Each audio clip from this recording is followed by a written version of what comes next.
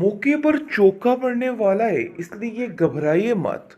जैसे ही ये सारे अपना खेल खेलेंगे, बहुत जल्द आप देखेंगे कि हमज़ा वगैरह ऊपर से पहुंच के इनका सारी प्लानिंग फेल कर देंगे।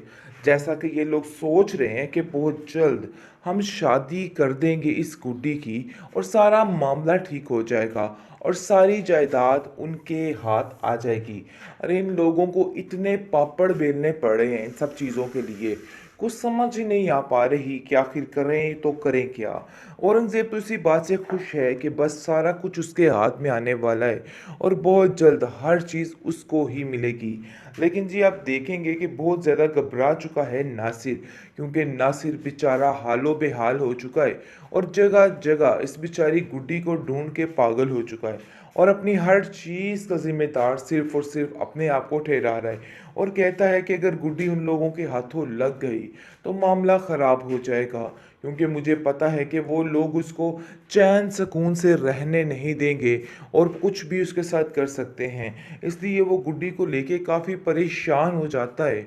हमज़ा भी काफ़ी उतावला हो चुका है और वो कहता है कि ऐसा लगता है कि गुड्डी बेचारी के साथ जैसा कि बहुत गलत होने वाला है, हर चीज़ तबाह फना होने वाली है।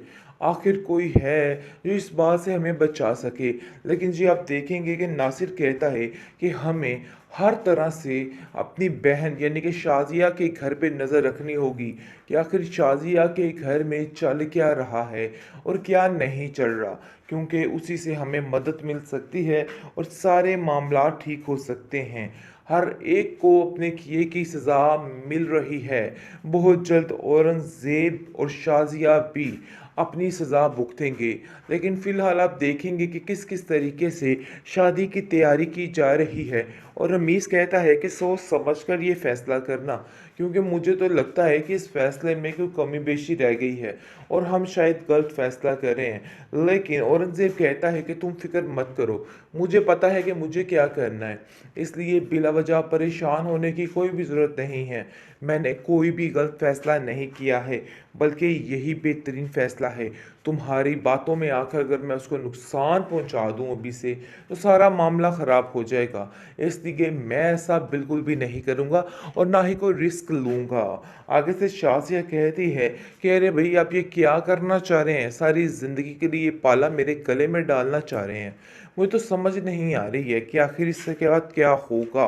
लेकिन उसको कहता है कि तुम्हारा दिमाग इतना सा है कि तुम ये बातें नहीं सोच सकती, इसलिए फजूल सी बातें सोचने का तो कोई फ़ायदा ही नहीं है। अपने दिमाग को दुरुस्त कर लो, किस किस्म की बेहुदा बातें कर रही हो तुम फिक्र मत करो, बहुत ठीक हो जाएगा सब। जैसे ही हम गुड्डी की शादी कर देंगे उसके बाद गुड्डी का खात्मा कर देंगे, क्योंकि ये बात तो तय है कि गुड्डी की शादी अहमद के साथ बहुत ज़रूरी हो चुकी है और इस तरीके से किसी को शक भी नहीं होगा। लोग तो यही समझेंगे ना कि हमने उसके फ़ायदे के लिए ये सब कुछ किया है। इसलिए तुम्हें भी घबराने की और परेशान होने की कोई भी ज़रूरत नहीं है। देख लेना, बहुत जल्द सब कुछ ठीक कर दूंगा, इसलिए बिला वजह की टेंशन मत लो। जिस पर शाज़िया काफ़ी ज़्यादा इत्मीनान में आ जाती है और कहती है कि हाँ मुझे यकीन है इस बात का, लेकिन गुड्डी को याद रखिएगा, मैं ज़्यादा देर तक बर्दाश्त नहीं कर सकती, क्योंकि वो इस काबिल नहीं है कि उसको बर्दाश्त किया जाए। जिस पर वो कहता है कि तुम फिक्र मत करो, सब ठीक हो जाएगा, मेरा तुमसे वादा है। इस गुड्डी से हमारी जान बहुत जल्द छूट जाएगी और मैं खुद उसको पसंद नहीं करता, इसलिए मैं भी उसके साथ नहीं रहना चाहता हूँ। मौके पर चौका पड़ने वाला है, इसलिए घबराइए मत। जैसे ही ये सारे अपना खेल खेलेंगे, बहुत जल्द आप देखेंगे कि हमज़ा वगैरह ऊपर से पहुंच के इनका सारी प्लानिंग फेल कर देंगे।